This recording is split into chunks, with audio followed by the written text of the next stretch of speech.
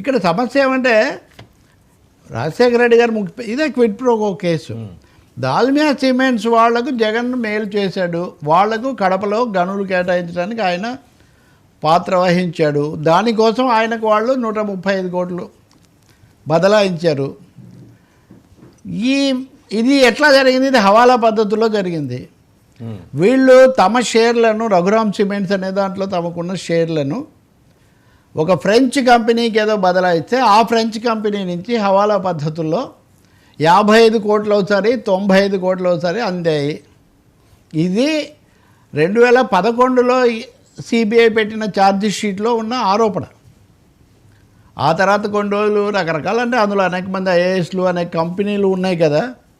ఇప్పుడు ఆశ్చర్యకరంగా మొన్న మార్చి 31న వాళ్లకు మీరు వీటిని స్వాధీనం చేసుకోండి అని వాళ్ళకు ఉత్తర్వు వచ్చింది. వాళ్ళు వెళ్ళి స్వాధీనం చేసుకున్నారు. బట్ ప్రొవిజనల్లీ, తాత్కాలికంగా మాత్రమే స్వాధీనం చేసుకున్నారు. అది కూడా గుర్తించాలి. కేసు అయిపోయి ఇక్కడ తప్పు జరిగింది అంటే మీరు అరెస్టు అది అన్నారు కాబట్టి చెప్తున్నాం. అది జరగలేదు. కానీ అసలు ఎందుకు ఇప్పుడు హఠాత్తుగా జగన్ కేసులో ఈ కదలిక మొదలైంది? ఎందుకు వీటిని చేశారు అంటే ఈక్వేషన్స్ ఏమైనా మారుతున్నాయా?